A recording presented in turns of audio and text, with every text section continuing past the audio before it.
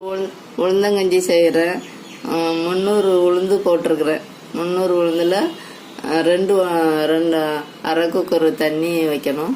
ஒரு பூண்டு உரித்து போட்டுக்கிடுங்க. காரணம் எதுக்குன்னா பூண்டு வாய்வு உளுந்து, அதனால தான் ஒரு பூண்டு உரித்து உளுந்து கூட போட்டுக்கிடுதேன். கொஞ்சம் ஒரு சிட்டிகை கல் உப்பு போடணும். ஒரு சிட்டிகை கல் உப்பு போட்டு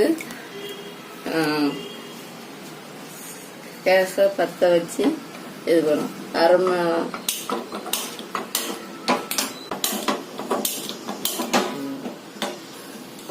உளுந்து நல்லா வெந்து வேகட்டும். வெந்ததுக்கப்புறம் நான் அதுக்குள்ளே தேங்காய் திருவி விசில் வந்துட்டு அந்த விசில் இறக்கிட்டேன்.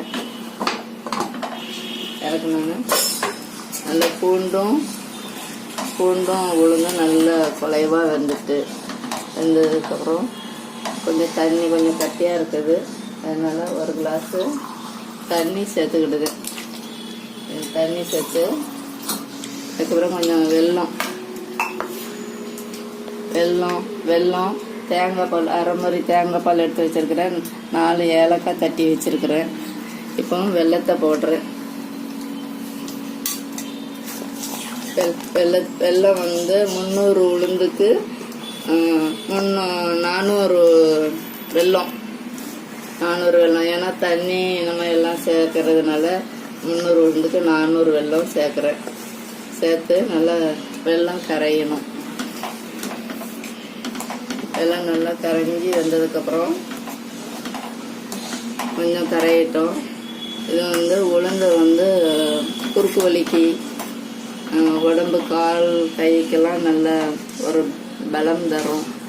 முக்கியமாக குறுக்கு வலிக்கு ரொம்ப நல்லது. உளுந்தங்கஞ்சி செஞ்சு சாப்பிடுங்க. வாரத்துக்கு ஒரு வாட்டி நீங்கள் உளுந்தங்கஞ்சி செஞ்சு சாப்பிடுங்க.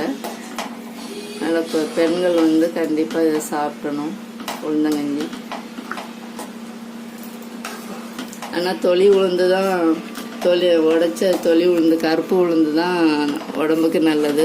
அது எனக்கு கிடைக்கல. அதனால தான் நான் வெள்ளை உளுந்து வாங்கி செய்கிறேன். உங்களுக்கு கருப்பு உளுந்து அதை செய்யுங்க. இப்போ வெல்லம் நல்லா கரைஞ்சிட்டு கரைஞ்சோடனே இந்த தேங்காய் பால் ஊற்றுறோம். தேங்காய் பால் அரை மாதிரி தேங்காய் பால் எடுத்து வச்சுருக்கிறேன். அந்த தேங்காய் பால் ஊற்றுறேன். தேங்காய் பாலுக்கு நல்லா கொஞ்சமாக ஒரு 10 நிமிஷம் 5 நிமிஷம் கொதிச்சா போதும். ஏன்னா இல்லைன்னா இதுவாகிடுவோம். அதுக்கப்புறம் ஏலக்காய் போட்டு இறக்க வேண்டியதான். ஏலக்காய் 4 ஏலக்காய் நுணுக்கி வச்சுருக்கிறேன். அதையும் தட்டி இந்த ஏலக்காவை போடுங்க. போட்டு இறக்க வேண்டியதான். இறக்கி கிண்ணத்தில் ஊற்றி கிணத்துல ஊற்றுறேன்.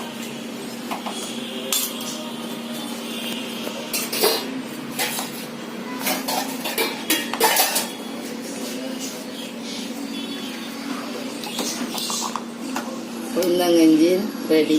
இது வாரத்துக்கு ஒரு வாட்டி கண்டிப்பாக நீங்கள் செஞ்சு சாப்பிடுங்க. சாப்பிட்டா ரொம்ப ரொம்ப நல்லது. அடுத்த வீடியோவில்